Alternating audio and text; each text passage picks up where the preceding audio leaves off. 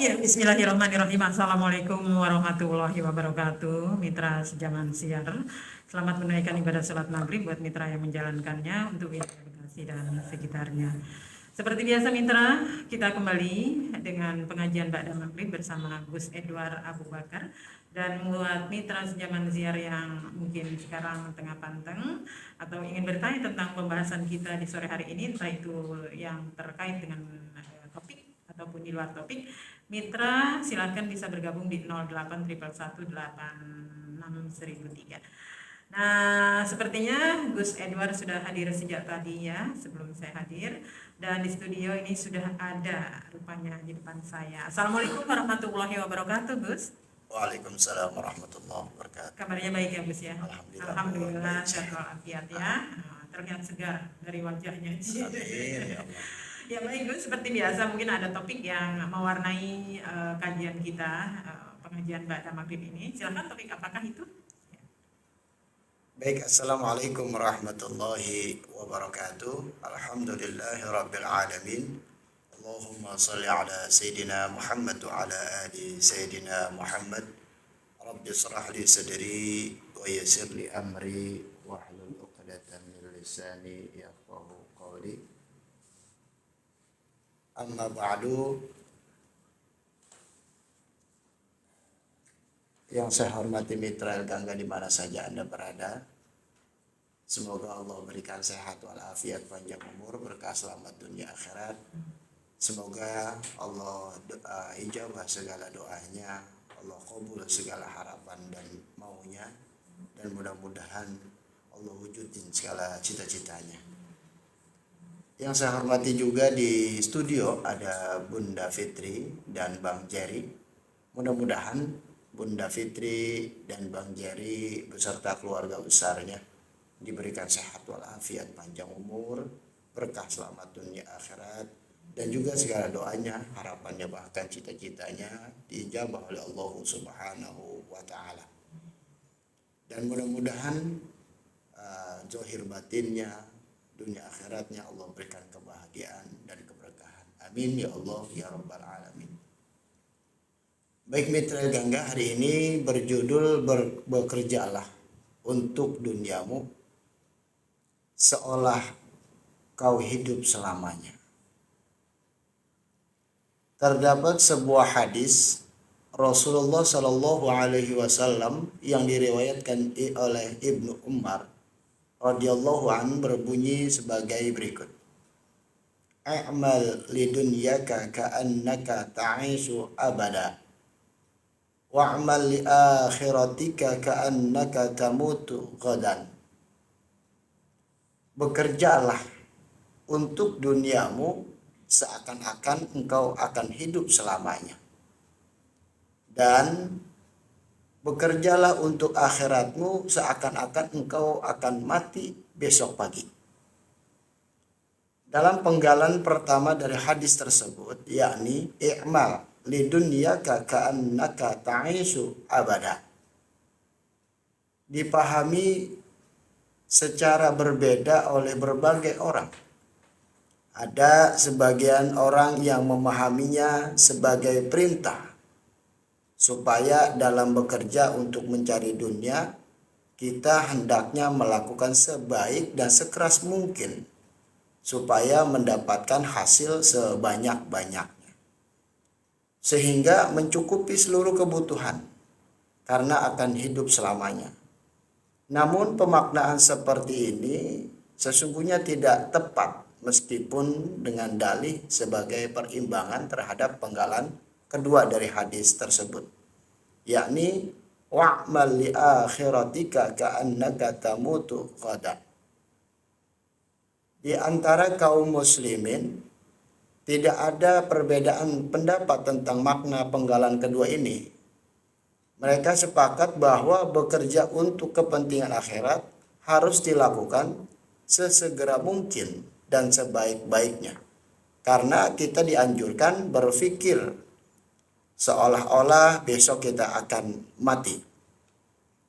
Allah Subhanahu wa taala telah mengingatkan di dalam Al-Qur'an surat An-Naba bahwa kehidupan ini telah diatur sedemikian rupa. Ada siang dan ada malam. Masing-masing memiliki fungsinya sendiri-sendiri. Kedua ayat itu berbunyi Bismillahirrahmanirrahim. Waja'alna al-laila libasa waja'alna an-nahara ma'asha. Yang mana artinya, dan kami menjadikan malam sebagai pakaian dan kami menjadikan siang untuk mencari kehidupan. Dari semua ini Nabi mengajarkan kepada kita agar kita bekerja seakan-akan kita matinya masih lama. Dan Nabi juga mengajarkan kepada kita bekerjalah juga untuk akhirat seakan-akan matinya esok. Di sini yang dimaksud yaitu adalah kita tidak boleh berhenti semangat untuk untuk memberikan kebahagiaan di dunia dan juga di akhirat. Kalau kita hanya mengejar untuk akhirat saja, maka kasihan banget untuk diri kita di dunia ini, banyak kekurangan, banyak daripada tidak cukup lah. Maka Nabi menganjurkan bagaimana dunianya baik, akhiratnya baik, sesuai tadi Bang Jari ngingetin doa tuh, doa sapu jagat. Rabbana atina fid dunya hasanah wa fil akhirati hasanatan wa qina adzabannar. Maksudnya apa? Baik di dunia, baik juga di akhirat. Kerja kalau kita pengen makan. Kerja kalau kita pengen punya HP. Kerja kalau kita pengen punya kendaraan. Kerja kalau kita pengen punya rumah dan lain sebagainya. Akan tetapi kita juga bekerja untuk akhirat agar kita memiliki amal. Jangan sampai ketika kita mati, kita ditanyain oleh Allah Subhanahu wa taala, mana amalnya, amal kita kosong. Sebagaimana Allah Subhanahu wa taala berfirman dalam surat Al-Ghashiyah, inna ilaina iyabahum summa inna alaina hisabahum. Sesungguhnya kita akan kembali kepada Allah dan diminta pertanggungjawaban. Ada sebuah contoh. Mungkin pendengar ada abang, ada empok, ada bapak, ada ibu. Nih kalau suami lagi keluar, bilang ke istrinya, mah mau keluar dulu. Mau ngapain? Mau nyari rizki, mau nyari uang. Singkat cerita pulang tuh, entah dia sore, entah dia malam, tapi nggak ada yang dibawa.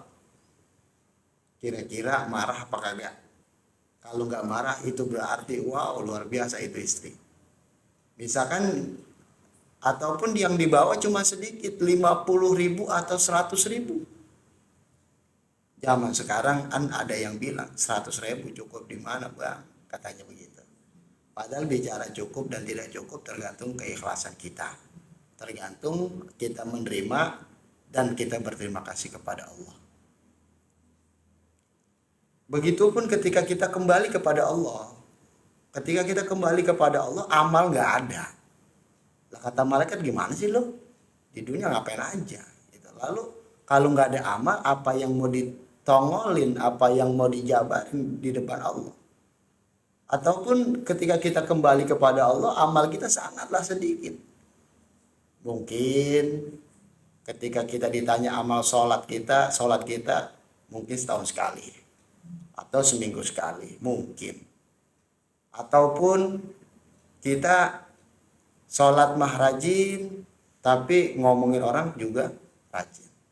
Jadi kalau bahasa orang sebelah sono, imbang katanya. Imbang apanya gitu. Baiknya banyak katanya, buruknya juga banyak. Iya benar. Cuman kan bicara gini, baik diminta dipertanggungjawabkan, buruk juga diminta pertanggungjawabkan. Jadi ketika kita kembali kepada Allah, semua akan ditanya. Ini waktu Anda sholatnya itu niatnya apa? Apa mejeng, apa pamer, apa ikhlas karena aku gitu. Nah nanti kita yang menjawab. Ketika kita bersedekah, ini sedekahnya gimana? Direkam gak pakai YouTube kan begitu? Di upload nggak? Gitu. Jadi status enggak? Bukan berarti direkam dimasukin status itu ria, bukan. Karena ada sunnahnya juga ketika kita memiliki harta yang lebih atau kita diberikan kelebihan, keberkahan oleh Allah, maka tunjukin. Satu, manfaatnya apa? Kita menunjukkan kalau kita nggak boleh sedih, kalau kita nggak boleh lemah. Yang kedua, tanda bukti ketika kita diberikan sama Allah, lalu kita unjukkan kepada mereka bahwa kita bersyukur. Nah, tapi tidak jauh itu mah daripada kufur kepada Allah. Takutnya ketika kita pengen direkam, ada rasa ingin pamer, ada rasa ingin unjuk gigi dan lain sebagainya. Maka mitra, kembali lagi kepada hadis Nabi Muhammad SAW, bekerjalah untuk duniamu seakan-akan engkau akan hidup selamanya, abadilah gitu ya, sampai yaumil kiamah gitu. Dan bekerjalah untuk akhiratmu seakan-akan mati besok pagi.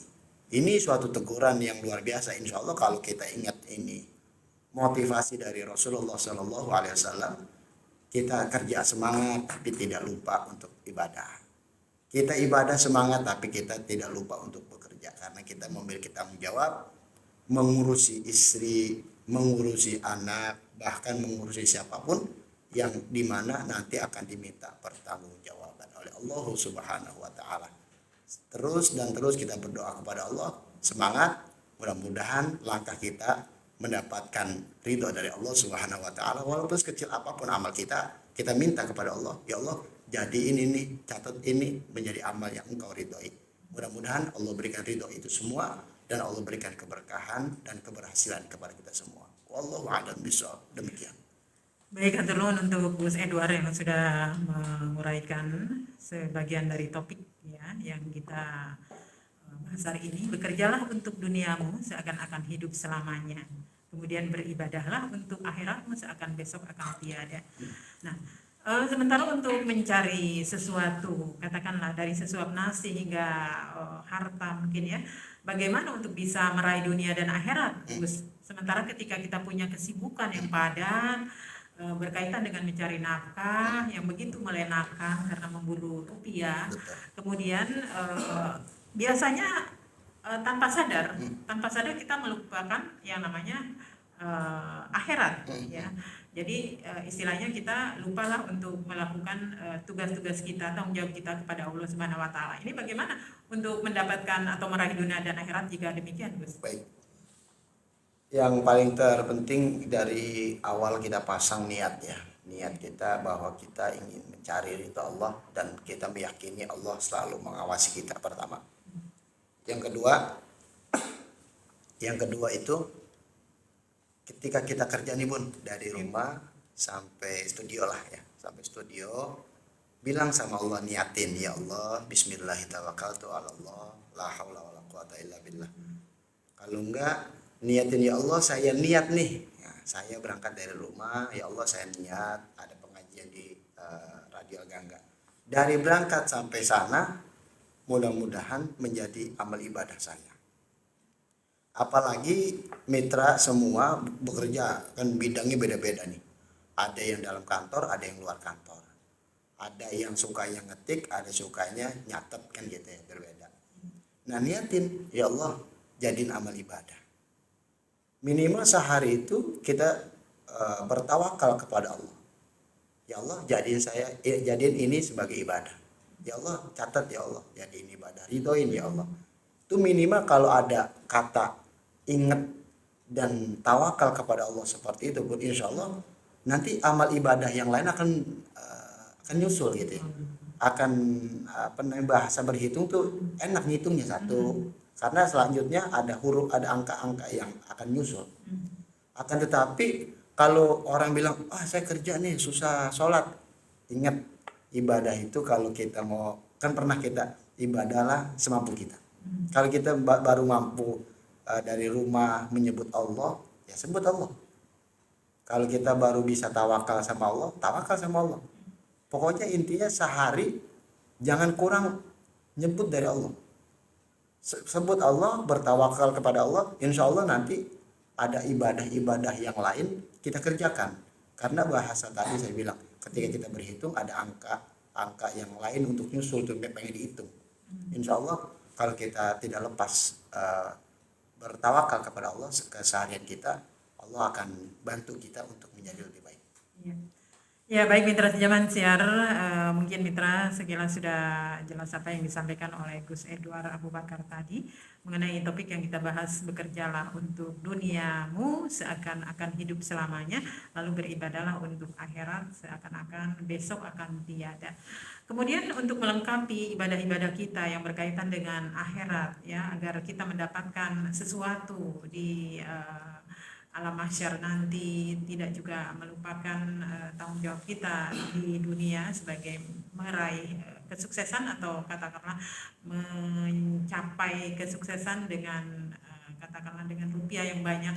Lalu bagaimana Gus untuk menambahkan ibadah-ibadah itu? Apakah hanya sekedar kita melakukan tugas-tugas kita kepada Allah, atau mungkin ada hal lain yang juga bisa melengkapi kita untuk mendapatkan akhiratnya? Baik. Dunianya katakanlah sudah kaya raya gitu kan, tapi lupa untuk melakukan tanggung jawab.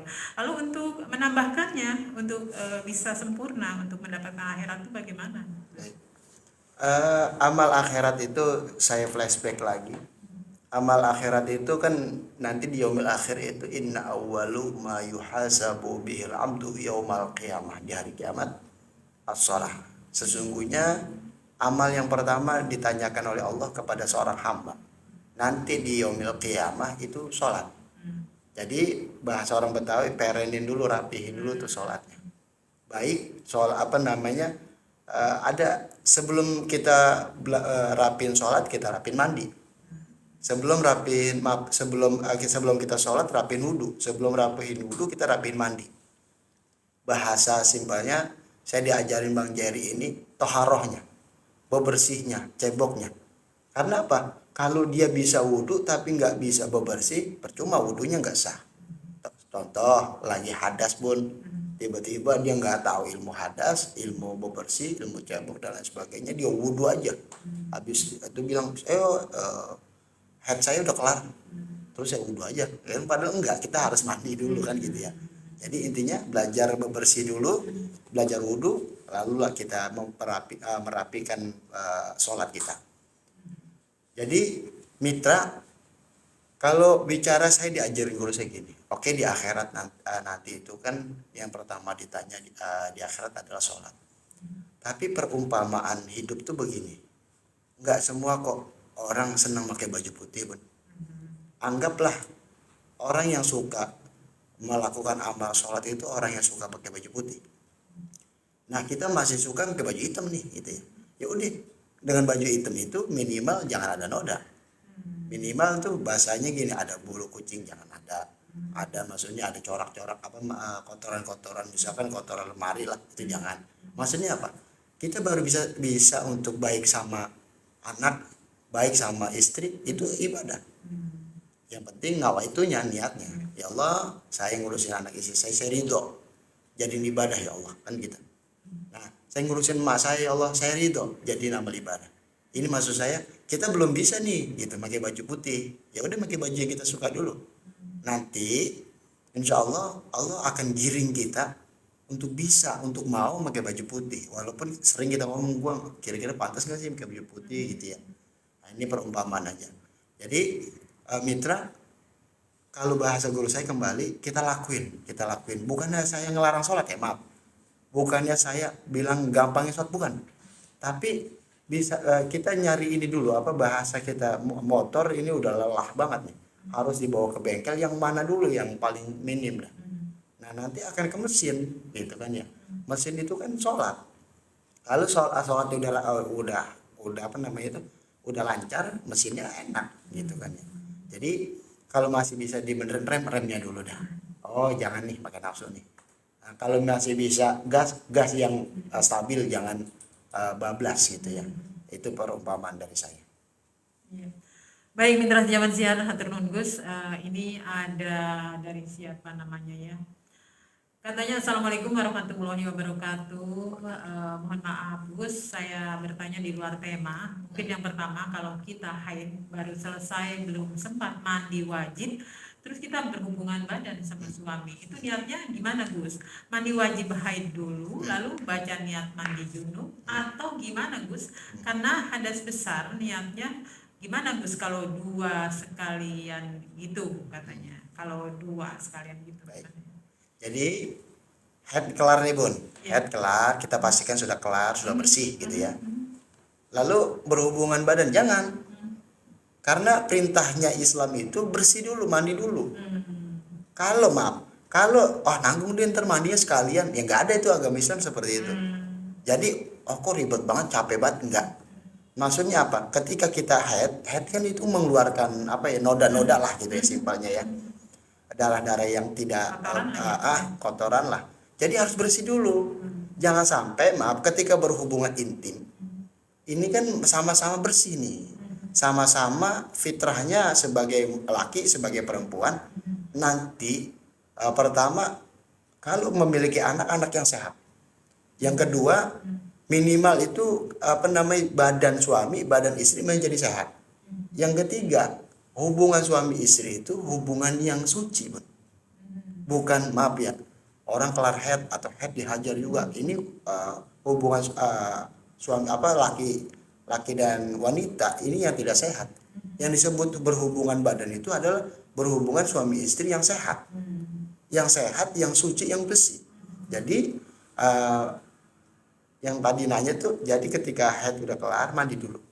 Mandi, kelarin, insya Allah baru berhubungan suami istri, nanti mandi lagi.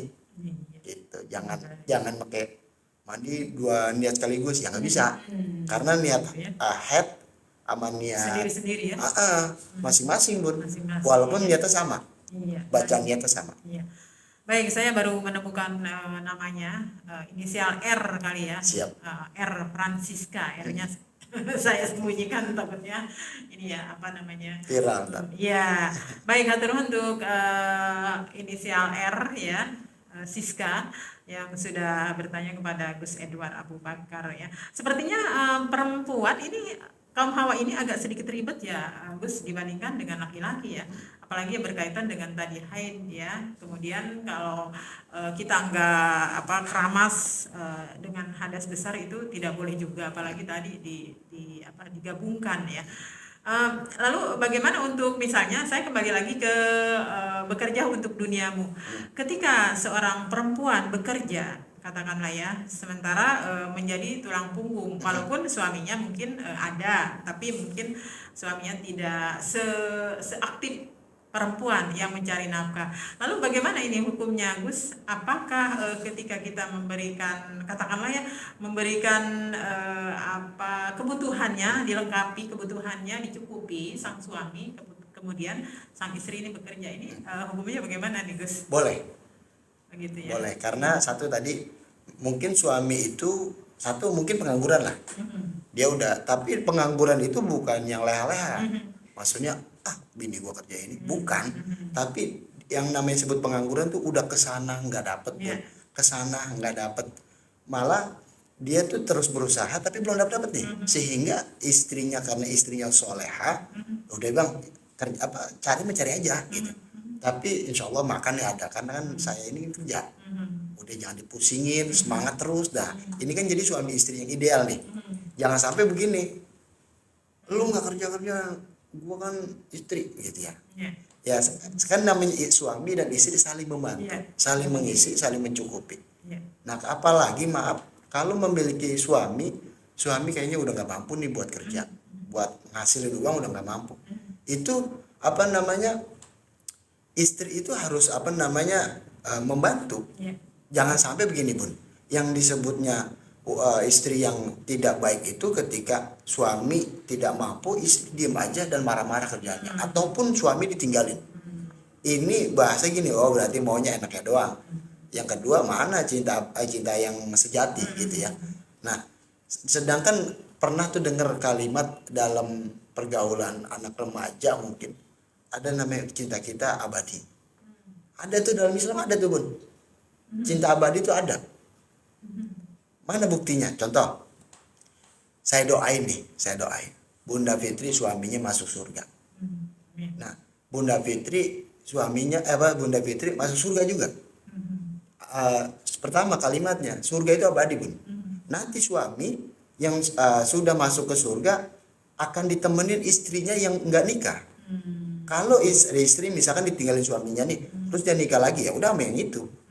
Ketika dia nanti sama-sama masuk surga ya kan apa bahasanya nggak bisa dampingin. Sang suami yang pernah kita mungkin tinggalin karena pernikahan itu, dia diganti oleh Allah bidadari saja.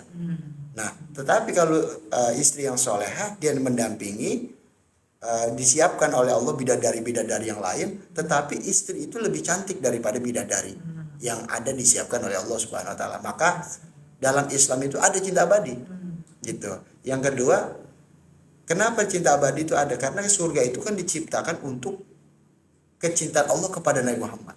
Cintaan Allah itu kepada Nabi Muhammad abadi. Makanya insya Allah ya kalau yang setia sama istrinya, sama suaminya, ada keabadian di dalam surga. Ya, baik Gus. Ada pertanyaan lagi dari inisial 7830 ya. Pertanyaannya, saya punya tetangga, ini di luar tema katanya Gus, suka ngambilin tanah kuburan Gus. Waduh, Itu ngapain? tujuannya untuk apa Gus? Tapi kita melihat tidak berani menegur. Ya, menegur. Saya berdosakah Gus? Karena dari dulu sampai sekarang udah sakit orangnya, tapi nggak taubat, Gus. Masih suka ngambilin tanah kuburan, tapi saya nggak berani menegurnya. Baik. Terima kasih Gus, mohon jawabannya. Ya. Saya nggak paham nih, Ya. apa namanya ngambil tanah kuburan buat apa gitu. Iya, ya. iya. Yang jelas saya pernah dengar kalau ada orang dijailin itu pakai tanah kuburan. Oh, Gitu ya. Misalkan Bunda Fitri punya warung, tiba-tiba kok sepi nih. Pasti cari mungkin Bunda Fitri nanya Ustadz yang paham lah. Kata Ustadz itu, Bun, coba dibawa ini. Ya, ternyata ada tuh gitu ya. Dikainkan putih, dalamnya tanah kuburan gitu ya. Ini yang pernah saya dengar, tapi nyaksin nggak pernah Bun. Saya nyaksin dari guru saya, atau orang lain gitu ya. Seperti ini ada, mungkin seperti itu. Jadi kalau nggak berani negur ya diemin aja. Ya diemin aja daripada apa namanya ditegur marahan dia gitu ya. Malah tapi jangan didiemin. Kita minta tolong sama orang yang mungkin lebih alim, lebih tahu, ataupun yang lebih dihargain dia gitu ya. Jadi kita bilang gini, tapi jangan fitnah. Maksudnya apa? Satu, zaman sekarang itu nggak perlu omongan doang. Ketika kita bilang dia terkuburan, kita rekam. Kita rekam, jangan disebar, jangan. Kalau disebar jadi fitnah. Jadi apa namanya itu omongan banyak gitu, malah nggak kelar-kelar. Cukup misalkan Bunda Fitri yang lebih dihargain dia, atau Bunda Fitri yang lebih alim, Bun, maafin. Ini saya ngeliat begini tiap hari Bun, bener nih. Ya udah Bunda Fitri tegur. Nah ini ada ukuran yang pas buat dia. Misalkan sampai sekarang belum taubat, ingat taubat itu adalah haknya makhluk, dan menerima taubat itu adalah haknya Allah. Untuk dia taubat atau tidak, kita doain aja, ya Allah mudah-mudahan dia taubat, kasih hidayah sama dia, udah gitu aja. Baik Gus, karena waktunya mungkin Gus ada keperluan yang lain ya. Tadi kita udah janjian. Mungkin sebelum meninggalkan ruang siar ada sesuatu yang ingin disampaikan, baik itu yang terkait dengan tema kita ya, ataupun di luar tema. Silakan Gus, seperti apa? Baik, Mitra Gangga di mana saja Anda berada, kejarlah atau bekerjalah duniamu untuk duniamu seakan-akan masih lama matinya. Dan bekerjalah atau ibadahlah untuk akhiratmu seakan-akan matinya besok. Maksudnya apa? Ayo semangat bekerja biar dunianya mendapatkan kebaikan, kebahagiaan. Ayo kita beribadah biar akhiratnya nanti jangan pelangap-pelongo atau kita nangis di mana-mana. Karena kita membutuh amal dan memiliki amal. Mudah-mudahan ya pelan-pelan sedikit demi sedikit, mudah-mudahan yang paling terpenting sedikitnya amal diterima oleh Allah daripada banyaknya amal tidak diterima. Tapi kita butuh amal yang banyak agar Allah memudahkan kita, memberikan rahmat kepada kita. Itu saja, mari kita berdoa kepada Allah. Mudah-mudahan doa-doa kita dijabah oleh Allah Subhanahu wa taala. Bismillahirrahmanirrahim. Astaghfirullahaladzim. Alhamdulillahirabbil alamin. Allahumma shalli ala sayyidina Muhammad wa ala ali sayyidina Muhammad. Rabbana zalamna anfusana wa illam taghfir lana wa tarhamna lanakunanna minal khasirin. La ilaha illa anta subhanaka inni kuntu minadh dhalimin. La haula wa la quwwata illa billahil aliyyil azim. Allahumma arinal haqqa haqqa warzuqna ittiba'ah wa arinal batila batila warzuqna ijtinabah. Bismillahilladzi la yadurru ma'asmihi syai'un fil ardi wa la fis sama'i wa huwas samiul alim. Rabbana atina fid dunya hasanah wa fil akhirati hasanah wa qina adzabannar. Wa sallallahu ala sayyidina Muhammadin wa ala alihi wa sahbihi wasallam. Alhamdulillahi rabbil alamin. Assalamualaikum warahmatullahi wabarakatuh.